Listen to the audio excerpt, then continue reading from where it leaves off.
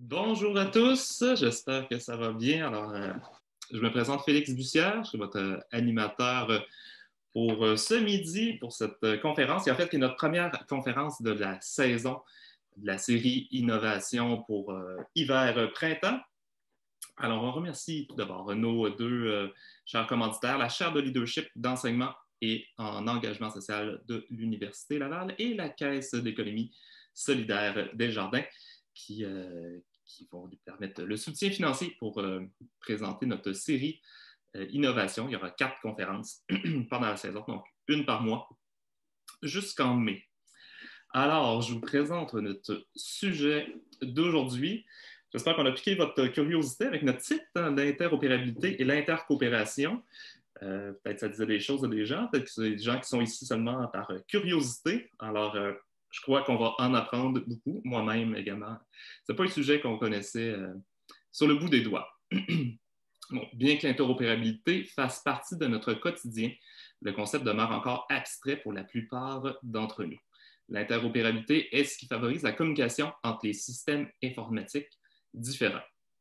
Notre conférencier d'aujourd'hui, M. Louis Cousin, s'intéresse depuis plusieurs années aux façons dont les entreprises économiques sociales pourraient profiter de l'interopérabilité pour faciliter la mise en commun de leurs ressources et agir comme un réseau agile et puissant tout en maintenant leur autonomie.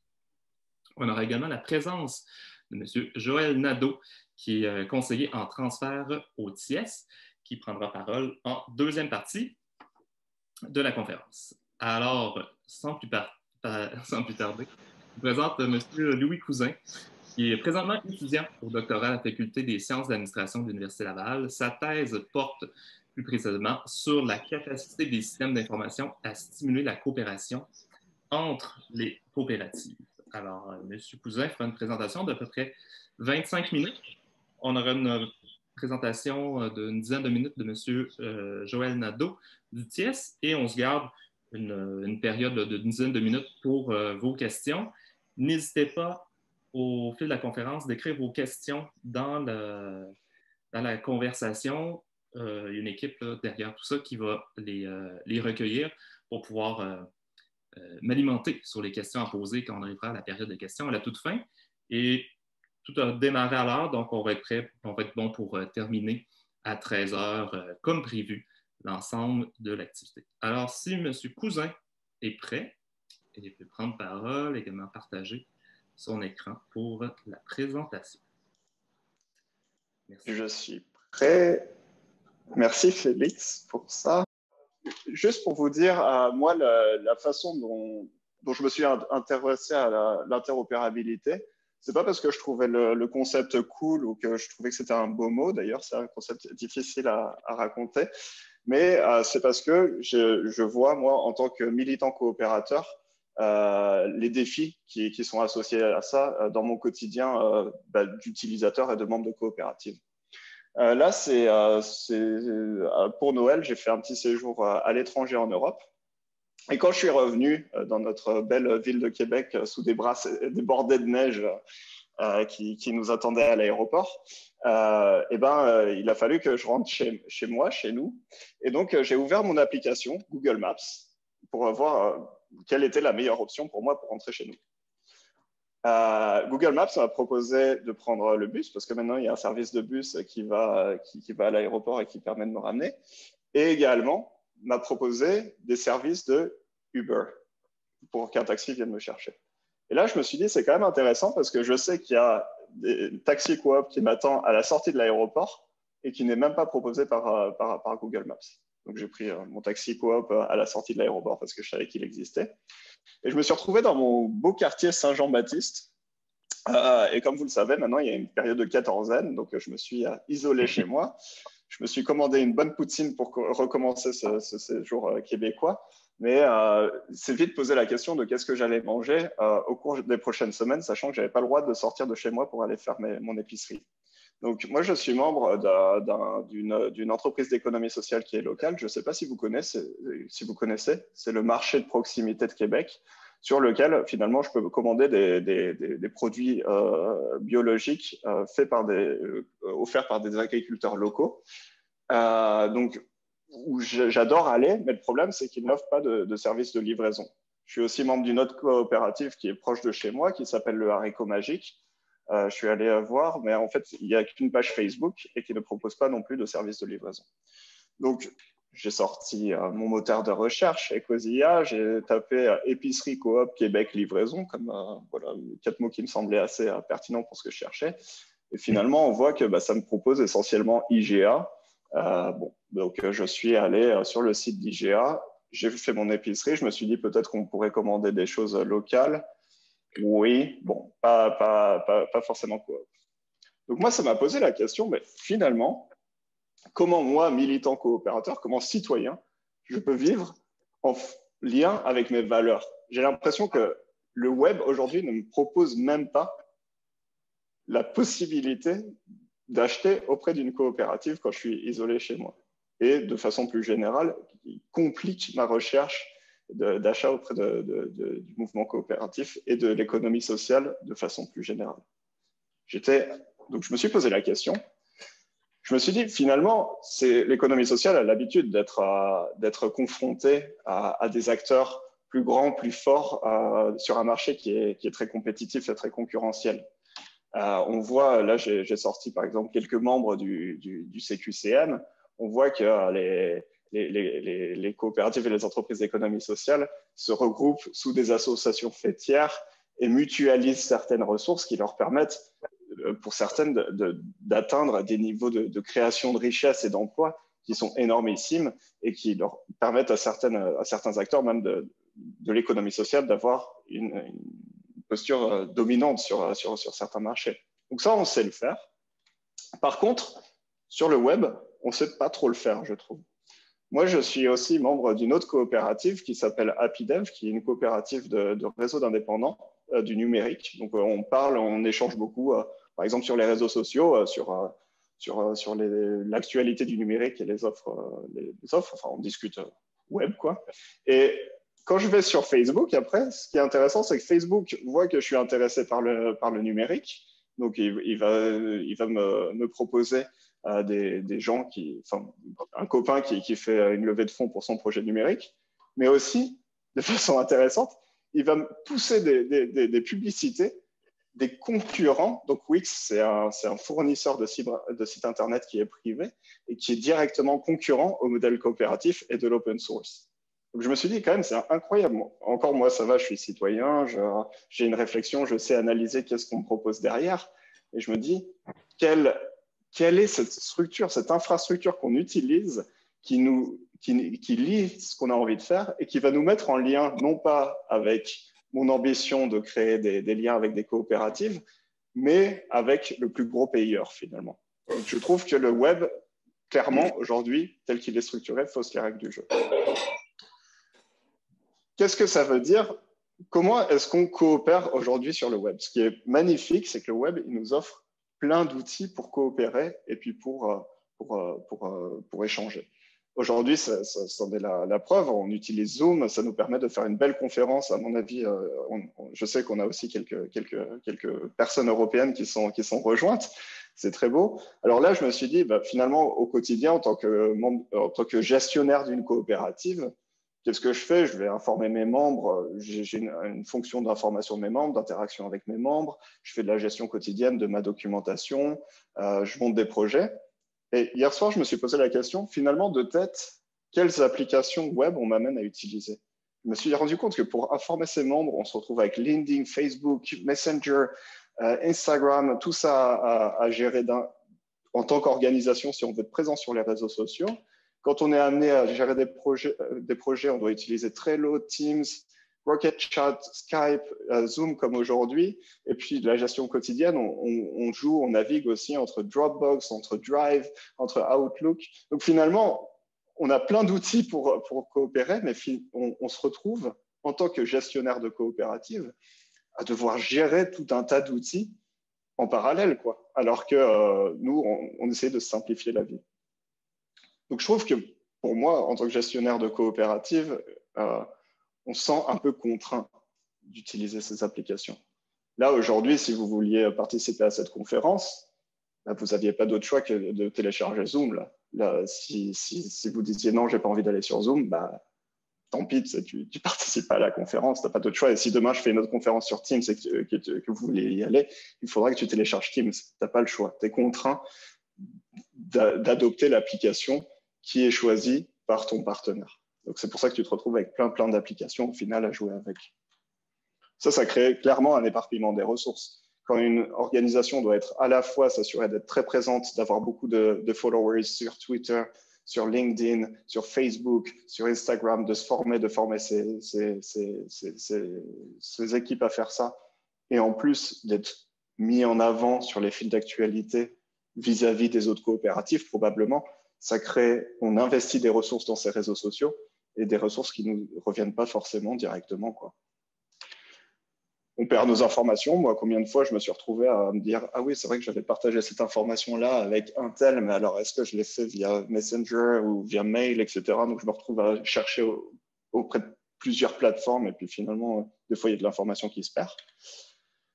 Et puis, on alimente, avec nos données, on alimente des modèles qui ne sont pas les nôtres. Quand je discute, l'algorithme Facebook apprend sur moi et s'en sert pour revendre cette information comme quoi je m'intéresse au numérique, pas à une autre coopérative du numérique qui serait intéressée à travailler avec moi, mais va le revendre à Wix qui veut essayer de me vendre son site internet. Donc on contribue à un modèle qui est concurrent au nôtre. Alors moi je me suis dit, mais finalement, nous, en tant qu'entreprise de l'économie sociale, qu'est-ce qu'on attend ? Qu'est-ce qu'on veut du web? Est-ce qu'on attend que finalement il y ait deux grands acteurs qui se dégagent?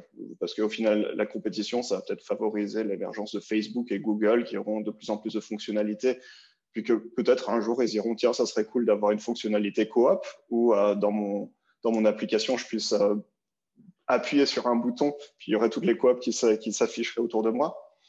Peut-être que ça se fera, peut-être que ça ne se fera pas. En attendant, je n'ai pas l'impression, comme je vous le disais, que l'infrastructure soit très pro-coopérative pour l'instant. Donc, finalement, comment est-ce que nous, on peut utiliser le web pour vraiment construire notre vision de l'intercoopération?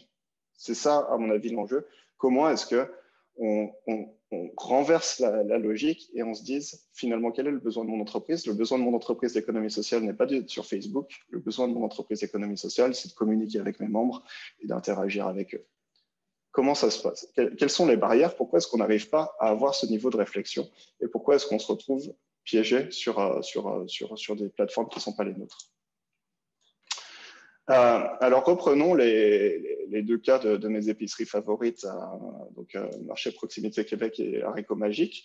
Imaginons que Félix du pôle se dise « Tiens, ça serait intéressant d'avoir un moteur de recherche sur notre site Internet qui permette de mettre en avant les produits de chacune de ces coopératives. C'est-à-dire, si moi, chacune de ces entreprises d'économie sociale.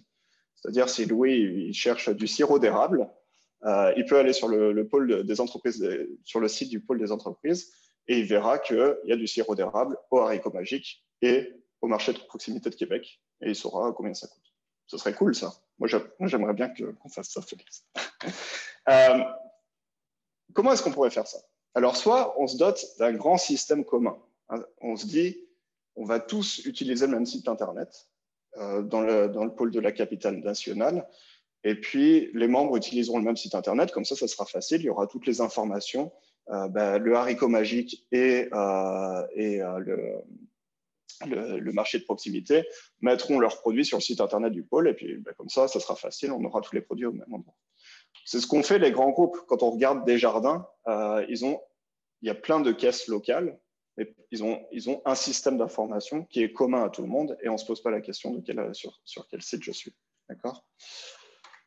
La difficulté, c'est que c'est efficace pour des grands groupes qui sont très intégrés comme Desjardins, qui sont dans un secteur d'activité donnée, et se poser la question, mais ça pose plusieurs enjeux.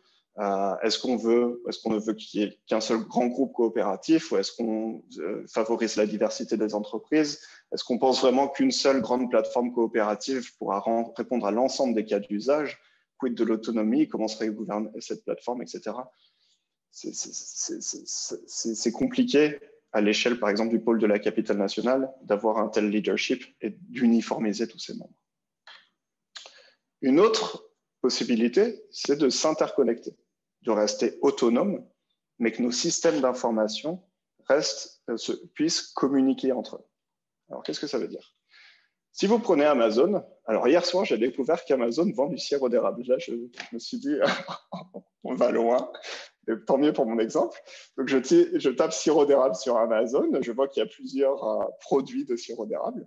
Mais ces produits ne sont pas vendus par Amazon. Ces produits, ici, là, on voit qu'il est vendu par Steve Maples Online, qui est un fournisseur indépendant, et qui le vend à 12 $, et il en reste quoi. Et puis en plus, je sais à peu près quand je vais le recevoir. Bon, comment ça marche?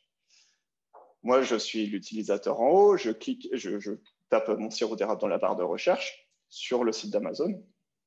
Et Amazon, lui, comme je vous dis, il interagit avec des fournisseurs locaux qui sont indépendants d'Amazon. D'accord? Chacun de ces fournisseurs a son système de gestion. Steve Maples, probablement qu'il a un ordinateur où à l'intérieur duquel, ça pourrait être un ERP, où il va mettre, bon, bah, j'ai récolté X cannes de sirop d'érable et puis il m'en reste en stock. Et ensuite, Amazon va proposer une petite prise. Il va connecter cet ordinateur-là à sa plateforme. D'accord? Donc, les données passent automatiquement de l'ERP de Steve Maples au site d'Amazon, ce qui me permet, moi, en tant qu'utilisateur, de ne pas avoir besoin d'aller chez Steve Maples pour regarder sur son étagère combien il a de sirop d'érable, et puis de voir ça de façon, selon une vue jolie, avec, selon le design qu'a proposé Amazon. D'accord? Ces petites prises qui permettent de connecter l'ordinateur avec Amazon, on appelle ça un API. D'accord? C'est ce système d'API qui permet, par exemple, à Amazon aussi de dire, tiens, je vais connecter aussi, pourquoi pas, un livreur qui va amener le sirop d'érable chez lui automatiquement. Donc, l'information va arriver comme quoi j'ai commandé chez Steve et puis le postier va devoir aller chercher chez Steve mon sirop d'érable et me l'amener. D'accord? Tout ça, c'est des systèmes qui sont indépendants. Tout le monde, les gens ne sont pas sur Amazon, mais ils partagent leurs informations et ils reçoivent de l'information pertinente d'Amazon. C'est ça l'interopérabilité. L'interopérabilité, c'est la capacité de chacun à avoir son ordinateur, son système, d'utiliser son propre ordinateur et d'avoir une plateforme au milieu qui collecte ces données et le redistribue aux bonnes personnes. Maintenant, l'interopérabilité, c'est vraiment notre quotidien. Donc, à Amazon, si on revient tout à l'heure à Google Maps, c'est ce qui s'est passé aussi. Comment est-ce que Google Maps sait qu'il y a un Uber qui peut m'amener en 10 minutes jusqu'au bus 800 et puis qu'ensuite je peux rentrer chez moi à pied? C'est pas qu'il y a quelqu'un qui appelle Uber et qui regarde avec le tableau de la RTC quand je tape la requête. C'est tout simplement que la RTC a adopté un API pour pousser ces données sur Google Maps. Et donc, moi, quand je cherche sur Google Maps, Google Maps va demander à la RTC à quelle heure passe le prochain bus. Il va demander à Uber combien ça coûte d'avoir un taxi qui vienne. Et il agrège ça dans une application unique. Donc, c'est cool, ça existe. L'interopérabilité, c'est notre quotidien. C'est ce qui nous permet, au lieu de basculer de la plateforme de la RTC à la plateforme de Uber et de réfléchir moi-même dans mon cerveau, j'ai Google qui va chercher ces informations-là et qui va les agréger de façon pertinente pour moi. Donc finalement, on pourrait se dire, Google et Amazon, ils font très bien la job.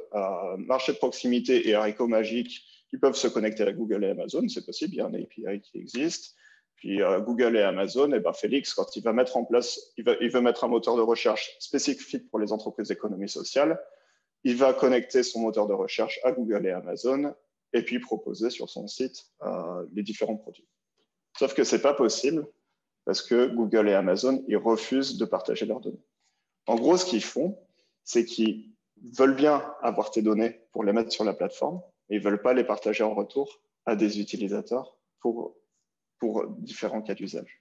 Donc, c'est compliqué. Ça veut dire que finalement, si on veut avoir une vision globale de ce qu'a le haricot magique, tu dois passer par Amazon parce que c'est les seuls à être en capacité de savoir ce qu'a le haricot magique. Quelle est l'alternative à ça? On n'est pas obligé de passer par Amazon.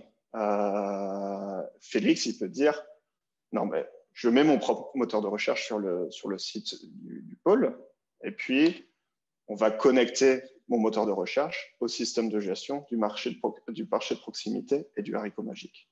On met un petit API ici, un petit API là. Voilà, quand Louis il est sur son ordinateur et qu'il va sur le site internet, il va aller chercher, il tape sirop d'érable, ça consulte auprès l'ordinateur va consulter auprès du marché de proximité combien il y a de cannes disponibles, ça l'affiche. C'est possible. Sauf que ça coûte de l'argent. Ça coûte de l'argent pour le marché, pour mettre en place chaque API, ça coûte de l'argent pour mettre en place ce moteur de recherche, ça coûte de l'argent aussi parce que peut-être que quelqu'un va vouloir chercher via le pôle d'entreprise, via une vision économie sociale pour la capitale nationale, mais par exemple, il y a le panier bleu aussi qui, lui, veut mettre en place une vision des produits québécois qui ne sont pas forcément spécifiques à l'économie sociale, mais que ça pourrait être intéressant. Et il faudrait mettre un autre API spécifique pour ce site Internet, donc ça coûterait de l'argent. Donc finalement, c'est beaucoup de ressources qui sont mobilisées. C'est beaucoup de ressources et finalement, le problème, c'est que Félix ne peut pas garantir le même nombre d'utilisateurs. Si le marché de proximité dit « OK, on veut bien mettre l'argent », combien d'utilisateurs ça va me ramener? Combien d'argent ça va me ramener? On ne sait pas pour l'instant, il n'y a peut-être pas autant d'utilisateurs que chez Amazon. D'accord? Donc, on va distribuer des ressources pour finalement peut-être peu d'utilisateurs, peu de cas d'usage. Donc, le marché de proximité, ce qu'ils se disent, écoute, s'il faut investir dans un API, je vais prendre l'API d'Amazon, je vais poster mes produits sur Amazon, puis comme ça, j'aurai l'effet de réseau, je vais bénéficier du réseau d'Amazon, des milliards d'utilisateurs qui sont sur Amazon, et je vais pouvoir, à travers mon investissement, mieux bénéficier de ce retour sur investissement. Donc, c'est ce qui se passe aujourd'hui, c'est la difficulté pour nous, en tant qu'entreprise d'économie sociale, à offrir une véritable alternative à Amazon. C'est ces logiques de coût avec une difficulté pour nous d'agréger un réseau suffisamment important pour être intéressant pour les entreprises d'économie sociale. Donc, il y a un monsieur qui s'appelle Tim Berners-Lee. Je ne sais pas si vous le connaissez. C'est lui, en gros, qui a inventé le web. C'est lui qui s'est dit un jour, tiens, ce serait bien qu'il y ait des URL, des liens où on peut cliquer pour naviguer d'une page à l'autre. Ce serait bien que chaque site Internet ait soit une page HTML et une adresse unique. Bon, en fait, il a codé la base du web. C'est ce qui permet, par exemple, quand vous allez sur le site du pôle de la capitale nationale, de pouvoir le consulter, quel que soit votre système. Je vois la même chose que j'utilise Chrome ou Firefox. Bon, ça, c'est des bases qui sont intéressantes, quand même. Un jour, il en a eu marre. Il a dit, mais si on va dans ce sens-là, c'est Google et Amazon, en fait. C'est eux qui vont avoir le plus grand réseau. C'est impossible de faire compétition. On ne pourra pas avoir des systèmes qui soient aussi performants et structurellement aussi bons que ce qu'ils nous proposent. Donc, il dit, le problème, c'est cette prise. Le problème, c'est que si à chaque fois que je fais un nouveau site avec un nouveau cas d'usage, il faut une nouvelle prise et que ça coûte de l'argent, on ne s'en sort pas. Alors que Amazon, lui, il a sa prise, elle sert à tous ceux qui veulent travailler avec Amazon et uniquement avec Amazon. Donc, il dit, ce qui serait bien, c'est qu'on ait une prise universelle. Au lieu qu'on ait une prise pour chaque maison, par exemple, et tout le monde a une prise standardisée qui permet de connecter ma plateforme. D'accord? On va appeler, et on va, pour que ce soit une prise universelle, elles vont utiliser les mêmes standards qui vont s'appeler les standards solides. Alors, revenons avec cette idée. On repart, Félix il se dit cool, il y a une nouvelle prise qui existe. Donc, on va connecter le site du marché de proximité de Québec avec le haricot magique. Donc, on va mettre en place cette prise-là. Et puis, comme ça, Louis va voir s'il y a du sirop d'érable au marché de proximité de Québec et au haricot magique. Bon, super. Non seulement il peut se connecter à eux, donc ça ne change pas beaucoup. Mais peut-être que le marché de proximité de Québec et le haricot magique, eux aussi, voudront s'interconnecter. Ils utiliseront la même prise pour le faire. Par exemple, le haricot magique, s'ils voient qu'ils sont un peu à court de sirop d'érable et qu'ils ont beaucoup de clients qui attendent, leur système peut les informer qu'il y a peut-être un surplus de sirop d'érable disponible au marché de Québec. Donc là, peut-être qu'il peut y avoir des échanges qui peuvent se faire de façon automatique avec une création d'un réseau qui devienne intéressant où on répartit mieux les ressources sur le territoire.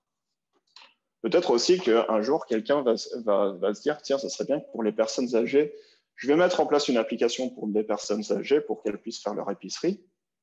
et j'aimerais bien que sur mon application s'affichent les produits du haricot magique. Avec la même prise, s'afficheront les produits sur mon application, alors que mon application n'est pas faite par le haricot magique. Ça peut être fait par moi, par exemple. Un jour, j'ai envie de faire une application pour les personnes âgées, mais j'ai envie de vendre les produits de mettre en avant les produits du haricot magique. Ça sera fait de façon automatique. Peut-être que des livreurs vont s'organiser et vont dire « Ah, mais en plus, si on peut proposer notre service de livraison à travers cette même application, on va se connecter et le service de livraison à vélo apparaîtra automatiquement sur cette application-là. » Des systèmes de bénévoles aussi, pourquoi pas. On peut imaginer que moi, j'aimerais bien stimuler le bénévolat à Québec. Donc, j'ai plein de bénévoles. Je veux avoir des bénévoles qui se mobilisent, mais j'aimerais bien que le haricot magique et le marché de proximité partagent automatiquement leur demande de bénévolat sur ma plateforme sans que ça leur coûte des efforts. On peut inventer plein de cas d'usage. La fédération des coopératives d'habitation qui veulent mieux connaître leurs membres et qui s'interconnectent avec leur coopérative locale et qui proposeraient, pourquoi pas, les services du haricot magique à leurs membres de façon automatique et qu'une place de marché se mette en place sur leur site. C'est une diversité d'écosystèmes. Donc là, on voit qu'on n'est plus du tout dans la logique d'Amazon au centre qui collecte les données et qui les redistribue à des utilisateurs. Là, c'est chacun un écosystème qui est en capacité d'innover par lui-même selon ses cas d'usage et qui est en capacité de s'interconnecter presque à coût zéro. C'est ça la vision solide. Louis, il y aurait à peu près 2 minutes. Eh bien, c'est parfait. Parfait. Donc, pour finir, la vision solide, c'est aussi un meilleur contrôle sur les données. Jusqu'à présent, l'utilisateur, quand il utilise Amazon, je mets mon nom, mon prénom et mes données sur Amazon. Là, l'idée, c'est que je place mes données non pas dans la plateforme, mais que je mette mes données dans un coffre, un pod, et que vu que ce pod est parce que mes données, elles sont inutiles là, si je les utilise pas à travers des applications. Donc, je choisisse avec quelle application je les partage, au cas par cas. Donc, toutes les applications sont interconnectables à mes données, vu qu'on est dans ce monde magique. Et je dis, par exemple, oui, j'ai envie de partager mes données avec Passerelle. Il va avoir accès à mon nom et à mes photos. Par contre, je n'ai pas envie qu'il ait accès au numéro de téléphone de ma grand-mère. Le haricot magique aussi, je veux bien qu'il ait ses données. Par contre, marché de proximité, je ne suis pas utilisateur, donc je refuse l'accès. Ça, c'est aussi une possibilité. Les défis de Solid, c'est que pour l'instant, les données sont... cette API est plus complexe à mettre en place, donc il coûte plus cher qu'un API normal, et que le réseau autour de ça n'existe pas encore. C'est-à-dire que si vous adoptez cette prise-là, il n'y a pas encore grand monde qui l'utilise, il n'y a pas encore énormément d'applications, et finalement, c'est une idée qui est toujours en construction. Voilà. Donc moi, je travaille aussi avec une coopérative qui s'appelle Starting Blocks, qui a commencé à expérimenter et qui commence à commercialiser des applications pour connecter les freelances, pour connecter les entrepreneurs coopératifs. Et c'est mon projet de thèse. Mon projet de thèse, c'est de comprendre comment est-ce que Solid va être perçu par le groupe de coopératives, par l'écosystème de coopératives. Est-ce qu'elles vont l'appréhender de façon positive ou négative? Et quel va être le rôle des fédérations de coopératives là-dedans? Est-ce qu'elles vont encourager, dissuader leurs membres à adopter ces standards solides? Pourquoi et comment? Voilà. Donc, souhaitez-moi bon courage et puis merci et au plaisir de discuter avec vous sur ce sujet. Oui, merci. Merci beaucoup, Louis. C'est très bien illustré avec beaucoup de visuels. Je pense que ça a permis de vulgariser le tout. Je te mets en attente. Parce qu'on va laisser la parole à Joël et je dirais aux gens de préparer la période de questions. On va être bon pour avoir, je pense, un bon 15 minutes de période de questions. Donc, ça va être dans... Vous ne pouvez pas prendre parole pour poser vos questions, donc les écrire dans l'onglet de conversation. Si vous avez des questions, on va prendre tout ça en note et après la discussion avec Joël, on pourra répondre aux questions. Alors, c'est possible pour M. Nadeau d'ouvrir son micro.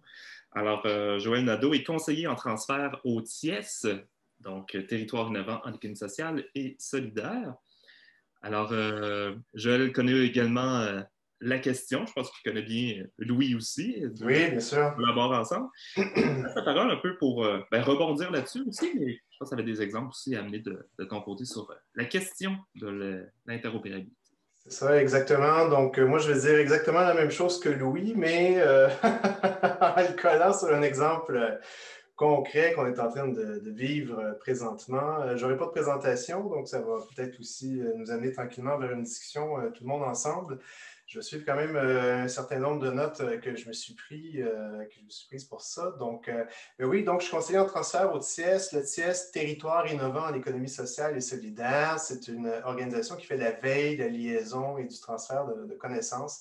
On a développé une plateforme, certains d'entre vous la connaissent bien, Passerelle.Québec. Donc, c'est un outil pour répondre un peu à ces mandats-là. Et puis, ça va servir d'exemple pour illustrer ce dont on parle aujourd'hui, l'interopérabilité, l'intercoopération. Peut-être pas tant ce qui existe présentement, mais ce qui s'en vient. Donc, je vais surtout en parler dans le futur par rapport à ce qu'on est en train de concevoir, parce que Passerelle est appelé à sortir du TIES, devenir une nouvelle entité juridique à part entière pour que ça devienne un commun numérique au service de l'innovation sociale. Je vous en parle un peu plus loin. Donc, au départ, les besoins qui avaient été exprimés, juste pour vous mettre en contexte, c'est que les gens disaient on se sent isolé, on veut travailler entre les territoires, entre les secteurs, on veut développer une intelligence collective pour soutenir l'action sur le terrain. Et puis, nous, on a cherché des outils numériques pour ça. Évidemment, on a regardé du côté de Facebook un peu la facilité des groupes Facebook, d'autres plateformes commerciales. Mais les gens disaient, on veut une plateforme, un espace où on se reconnaît, qui est designé pour la collaboration avec moins de photos de chat, bref, et puis qui reflète nos valeurs, nos principes aussi. Je fais une parenthèse ici pour vous expliquer un enjeu peut-être qui est moins couvert sur cet intérêt-là de sortir du GAFAM, des plateformes commerciales. Je pense que Louis vient de faire un bon portrait de ça. On sait que les questions éthiques, de gestion de données, les pertes de capitaux, la fragilité du secteur des médias, de la culture, reproduction, amplification d'inégalités sociales, bon, etc. Mais aussi, un facteur qui m'apparaît important de mentionner, c'est que le design des outils numériques a des impacts sur nos dynamiques sociales. Puis, bon, sur notre manière de s'informer, de délibérer, de collaborer, notre démocratie même, je pense qu'on a des bons exemples présentement aux États-Unis. Donc, le design au sens large, autant graphique que l'interface, les fonctionnalités, les algorithmes, c'est sûr qu'il n'y a rien qui est laissé au hasard. Dans une plateforme, par exemple, comme Facebook, on le sait bien, tout est calculé au pixel près. Et puis, l'outil n'est pas pensé pour collaborer. Ce n'est pas un espace pour organiser, par exemple, une mémoire collective pour apprendre les uns des autres. Il est pensé pour être rentable, finalement. Et puis, pour nous maintenir aussi dans des zones de confort. Donc, ça ne nous ouvre pas, ça ne nous permet pas une certaine ouverture à l'autre, à la confrontation des idées, donc à des nouvelles perspectives, à de la créativité. C'est plutôt remplacé par des chambres d'écho qui contribuent à la polarisation. Donc, je pense que vous êtes bien au fait de ces enjeux-là et on les connaissait déjà, ces enjeux-là, il y a 5 ans. Donc, on a voulu, de notre côté, chercher une alternative avec les moyens du bord. On est parti avec une plateforme en logiciel libre, Drupal, pour développer Passerelle. Puis, ça fonctionne très bien, mais quand même avec certaines limites. Ça fonctionne parce que, bon, il y a 4500 membres, il y a plusieurs communautés, plusieurs contenus, plusieurs échanges constructifs, un effet sur la pratique. Mais c'est limité parce que les gens arrivent avec leur expérience justement de Facebook, ils veulent quelque chose de plus réactif, de plus facilement intégré aussi à leurs habitudes de vie. Donc, je pourrais nommer plein d'autres facteurs, mais on va retenir ces deux-là présentement. Donc, quelque chose de plus réactif et de plus intégré à nos habitudes de vie. Et puis, on ne peut pas développer ça. S'il y a un mécène aujourd'hui dans la salle qui nous offre 1 million de dollars, mais en fait, c'est pas vrai, si quelqu'un qui lui offre 1 million, on va le prendre, mais c'est pas suffisant. C'est pas suffisant pour accoter Facebook, pour développer quelque chose aussi réactif puis qui s'intègre à notre quotidien. Et c'est là où on arrive sur le sujet, si on travaille seul puis si on part de zéro. Alors, je reviens sur le modèle pour le futur de Passerelle. Nous, on a poussé l'analyse aussi sur les enjeux pour réaliser qu'il y a d'autres choses qui font plafonner finalement l'atteinte des objectifs. Par exemple, sur les enjeux de collaboration, d'animation, de contenu. Donc, ça prend un soutien pour ces volets-là. Ça prend des gens qui sont là pour nous aider à repérer les bons contenus au bon moment selon les besoins. Donc, ça va faire partie du modèle. Mais donc, il faut aller aussi plus loin sur le numérique. Et là, les gens ont des attentes élevées. l'interopérabilité et l'intercoopération mis ensemble, je vais mettre l'accent là-dessus, ça s'avère être une solution intéressante. Donc, l'interopérabilité pour qu'il y ait un système numérique cohérent qui offre une panoplie de solutions interconnectables ensemble, donc un environnement dans lequel on peut naviguer d'une solution à l'autre d'une manière transparente, ce qui implique une décentralisation. Hein. Il faut sortir de la logique d'une plateforme unique, puis avoir accès à une multitude d'outils qui se parlent entre eux, dans lesquels on peut naviguer, par exemple, avec un authentifiant unique sans avoir à se reconnecter à chaque fois. On l'oublie des fois, mais Facebook, Google, Microsoft, c'est plusieurs solutions qui sont interconnectées dans un système qui est relativement fermé. Donc, il faut que nous, on pense à un écosystème décentralisé, libre, éthique et ouvert. Il faut penser aussi en termes de contrôle sur la configuration des outils, sur la gestion de nos données personnelles, donc aller vers quelque chose de plus éthique. Là-dessus, Solide, l'approche Solide dont Louis vient de parler, propose vraiment une solution assez intéressante quand même parce que ça s'attaque au cœur de la logique économique des plateformes commerciales. Bon, puis l'intercoopération maintenant là-dedans, c'est que il y a des personnes qui peuvent développer ça seul. Passerelle va développer, va continuer à développer, et donc un petit bout d'une brique dans tout cet environnement-là, c'est-à-dire des espaces de collaboration au service de l'innovation sociale, mais ça ne peut pas vivre si c'est tout seul, si c'est isolé. D'ailleurs, les deux autres axes aussi sur l'animation et les contenus, on va les faire en complémentarité, donc en intercoopération avec d'autres acteurs dans l'écosystème. Puis l'intercoopération, mais ça reste un des principes hein, de l'économie sociale, de dire on n'est pas en compétition, mais en coopétition, en complémentarité, en mutualisation. Puis ça va être la clé pour le numérique parce qu'il y a plusieurs acteurs présentement au Québec et ailleurs dans le monde qui travaillent sur des solutions vraiment intéressantes. Mais il faut qu'on se parle, il faut qu'on coordonne nos efforts. Il y a un groupe de travail sur le numérique qui a été mis en place au TIES, il y a d'autres initiatives qui vont dans ce sens-là. Donc, il faut qu'on continue à coordonner nos efforts et de faire en sorte aussi qu'il y ait une cohérence entre les actions qui se développent pour que ça puisse se compléter les unes les autres. Je pense à des solutions dans la culture présentement qui se développe chez Solon aussi. Donc, si on se promène d'un outil à l'autre qui nous permet de collaborer dans les organisations, entre les organisations, pour les territoires, avec des calendriers, qui nous donnent accès aussi à des outils pour partager des véhicules, etc. Donc, c'est là où on crée cette masse critique-là d'utilisateurs et aussi qu'on fait en sorte qu'on s'intègre aux habitudes de vie. Donc, je reviens à cette notion-là, que les gens disent, ben là, c'est une plateforme de plus, c'est difficile à intégrer. Ben oui, mais c'est sûr que si on est dans Facebook, c'est facile d'ouvrir un groupe Facebook. Mais si on est dans un environnement où les applications se parlent, où on pense en termes d'écosystème, ben là, c'est plus facile d'intégrer une solution et une autre. Et là, ça devient exponentiel parce qu'un écosystème ouvert, on peut rajouter constamment comme ça différentes briques qui viennent se compléter et qui sont développées, comme c'est du code source ouvert, par les uns et par les autres, donc ça peut se bonifier. Donc, je vais terminer là-dessus, quand même extrêmement complexe. Je pourrais vous en parler longtemps, c'est une question qu'on étudie présentement. C'est quand même assez complexe à entrevoir puis à développer, mais il existe des pistes de solutions, je vous en nomme quelques-unes, mais il faut se concerter, évidemment, travailler ensemble, je l'ai dit. Il faut avoir une vision d'ensemble pour vraiment être capable d'affirmer cette vision-là, y aller par petites bouchées.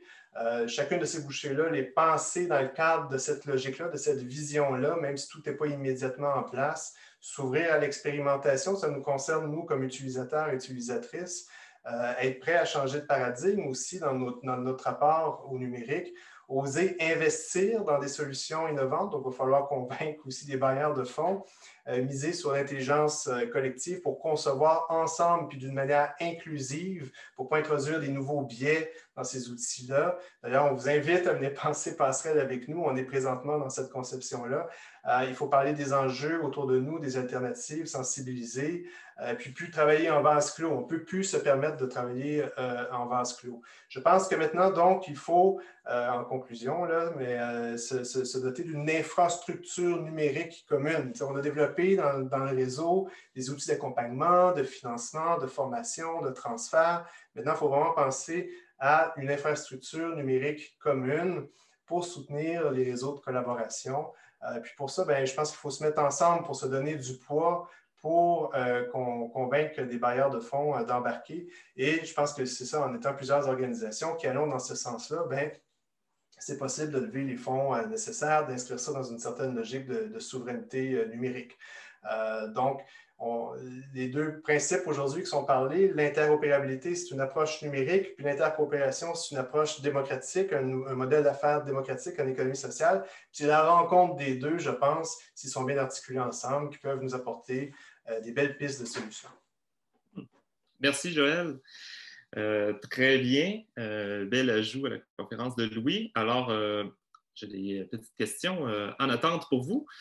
Alors, une des questions, est-ce que ça passe par de la réglementation, une des solutions par rapport aux différents gouvernements? Est-ce que c'est une piste que vous explorez? Louis? Alors moi, je pense que les pratiques des grands acteurs tels que Google et Facebook, qui nous semblent qu'on accepte aujourd'hui parce qu'on n'a pas d'alternative, dans 10 ans, elles nous sembleront être une hérésie. C'est-à-dire d'avoir des acteurs qui nous prennent nos données impersonnelles et qui en font ce qu'ils veulent sans nous consulter. Ça commence déjà à être illégal en Europe avec la RGPD. Et à mon avis, dans 10 ans, une fois que l'alternative se sera construite, pour le régulateur, il n'y aura pas d'autre choix que de dire là, les données individuelles des gens, elles doivent appartenir aux gens, et puis c'est pas à Google de se les accaparer sans leur consentement. Donc, pour l'instant, le problème du législateur, c'est qu'il n'a pas d'alternative. Si Facebook devenait illégal au Québec, je pense que le gouvernement deviendrait peu populaire. Donc, c'est un petit peu un rapport de force qui est engagé. Donc là ce qu'on dit avec Joël, c'est allons-y, démontrons la faisabilité pour inspirer les législateurs. Et à mon avis, oui, la législation se construira en fonction de ça. J'irais dans le même sens, mais en ajoutant que ça reste limité. Et puis, on voit le bras de fer présentement en Australie, entre Facebook et le gouvernement, avec les médias locaux qui sont pris en otage au travers de ça. Donc, oui, ça prend des lois, un meilleur encadrement, mais ça ne sera jamais suffisant. À mon avis, il y aura toujours un pas d'avance par l'industrie. Donc, il faut aussi, en parallèle, investir massivement dans des solutions innovante qui donne un grand pouvoir citoyen sur la configuration, sur le contrôle des données qu'on peut avoir sur ces outils-là et nous inviter, nous permettre de changer notre rapport au web, au numérique, de changer de paradigme dans notre manière d'utiliser ça. Mm-hmm. Ce que vous dites aussi aux gens, c'est d'être prêt déjà à expérimenter. Il existe autre chose, sortir du GAFA ou du GAFAM, puis des grands joueurs, puis de ne pas gêner d'essayer autre chose là, qui fonctionne également. Je reviens un peu en arrière là, au début de la conférence de Louis, là, qui est plus dans la vulgarisation. On parle d'exemples déjà existants, par exemple, les libraires qui regroupent plusieurs librairies indépendantes. Est-ce que c'est ce type de fonctionnement-là? Est-ce qu'on peut faire des parallèles? Alors, je pense que oui, j'ai vu la question qui a circulé. Je n'ai pas étudié leur système d'information. Là, ce que je pense, c'est ce que j'ai expliqué un petit peu peut-être avec les Desjardins. On est sur une industrie qui est limitée, qui est très cantonnée. Donc oui, il y a un système d'information qui s'est mis en place entre ces libraires-là et qui est une interopérabilité entre libraires. Maintenant, la difficulté, c'est que si Eva veut faire de la livraison de livres entre un libraire et une maison de retraite, ça va prendre un autre niveau d'interopérabilité et ça va être plus cher parce que ce n'était pas prévu dans le fonctionnement initial. Donc oui, mais pour l'instant, on sait faire ça en silo et maintenant, l'objet, c'est de le faire de façon non silotée, donc à l'échelle d'un écosystème ou de l'ensemble des utilisateurs du web. Parfait. Merci. Alors, j'ai des questions là, qui défilent peut-être plus pointues. Madame Gaden qui pose la question, avez-vous pensé à la mise en place de wiki avec YesWiki, par exemple, comme modèle? Alors, la difficulté, c'est que les solutions qui ont été développées avant Solid, eux ont leurs propres API et n'ont pas des API solides. Donc là, l'enjeu, ça va être de rassembler des acteurs du numérique qui aient envie eux-mêmes de faire le travail pour adopter cette API universelle. Donc là, on est en discussion, moi je suis en discussion personnellement avec la coopérative avec laquelle je travaille, avec beaucoup d'acteurs du numérique, et c'est comme ça qu'on s'est rencontré avec Joël. Et c'est des réflexions stratégiques très profondes à mener au niveau de la plateforme elle-même pour voir comment elle se projette dans cet environnement solide, parce que c'est un changement complet de paradigme. Donc ça prend du temps. Oui, avec le logiciel, avec le mouvement libriste, c'est sûr qu'on se crée des synergies. Ça prend du temps. Et je pense qu'il faut qu'il y ait une demande des consommateurs, des organisations qui achètent ces solutions-là, d'avoir ces environnements qui se créent pour encourager les développeurs à travailler ensemble et se lancer dans ces projets communs. Je ne sais pas ce que tu en penses, toi, Joël. Oui, absolument. Puis bon, il y a Ricky dans le chat qui partageait il y a des standards aussi, hein, même dans les logiciels libres déjà existants présentement, dans les solutions libres, Diaspora, Mastodon, Rocket Chat, etc., qui peuvent être déployés. Il y a des instances de ces logiciels-là qui peuvent être déployés ici et là pour qu'on puisse les utiliser en alternative, par exemple, à Facebook, Twitter, Slack et compagnie. Et il y a des protocoles comme ActivityPub qui permettent déjà aussi là, une certaine interopérabilité, donc éventuellement une interconnexion entre ces outils-là qui s'avère déjà être un pas fort intéressant. Mais, donc ça, c'est une belle approche. L'approche solide qui détache les données permet aussi éventuellement, si ça peut se réaliser éventuellement, d'avoir une gestion aussi collective, individuelle ou collective de ces données-là. Donc d'avoir, quelqu'un parlait de coopérative de données là, dans le chat, mais d'avoir un système de gouvernance de données à part des applications, à part du reste. Au CIES, on étudie aussi l'approche des fiducies d'utilité sociale pour gérer des données. Donc, il y a là des approches qui peuvent être fort intéressantes. Merci. Alors, la question de la réglementation amène des questions. Puis, on a des gens de l'Europe aussi. Peut-être que vous avez vu au début, mais des gens d'Europe qui sont avec nous. Donc, une question plus canadienne, puis l'autre plus européenne. Donc, une question, est-ce que c'est la réglementation, est-ce que le CRTC actuellement joue un rôle? Est-ce que c'est un organe qui travaille là-dessus? Et je reviens après pour la question plus par rapport à l'Europe. Sur le CRTC, avez-vous une question? Êtes-vous à jour sur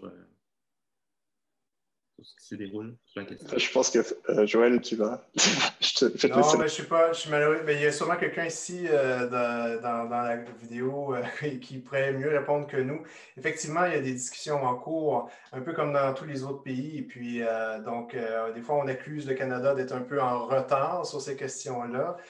Je sais qu'il y a des choses qui se discutent présentement, mais on entendait récemment aussi le gouvernement dire que c'est sûr qu'il suivait de près les expériences dans l'Union européenne présentement, puis aussi les réactions en Australie pour voir après ça comment ajuster. Parce qu'il y a plusieurs scénarios sur la table.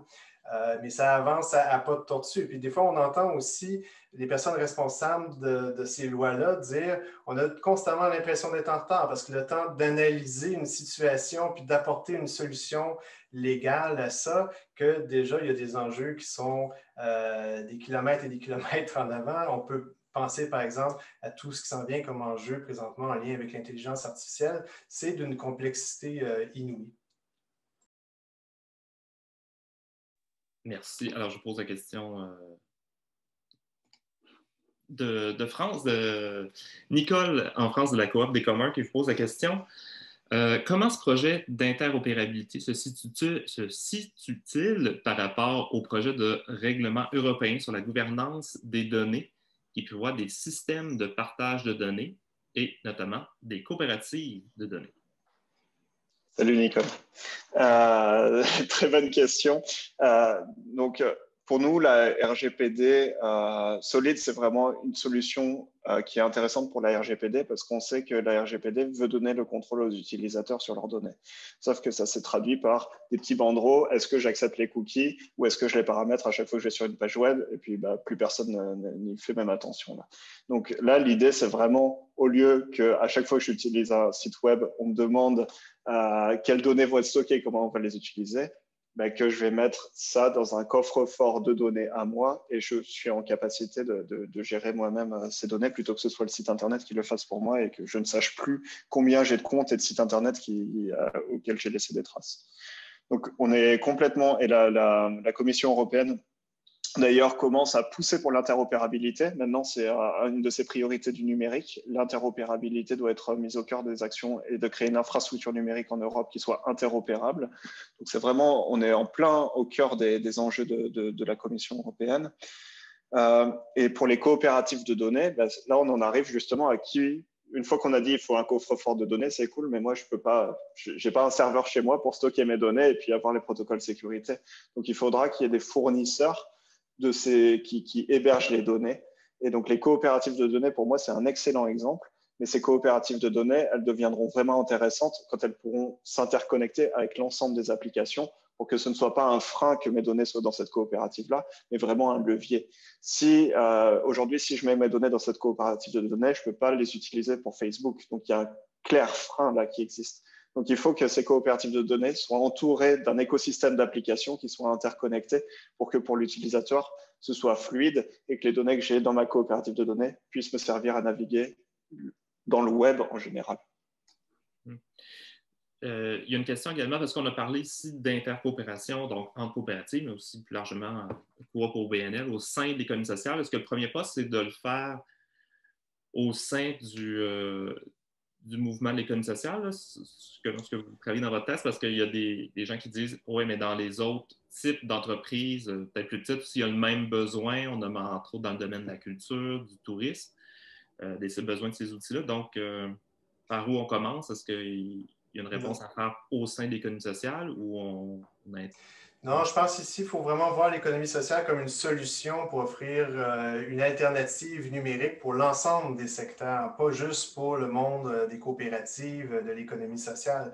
C'est une formule, c'est une approche pour créer une infrastructure commune pour la culture, le municipal, le tourisme, etc.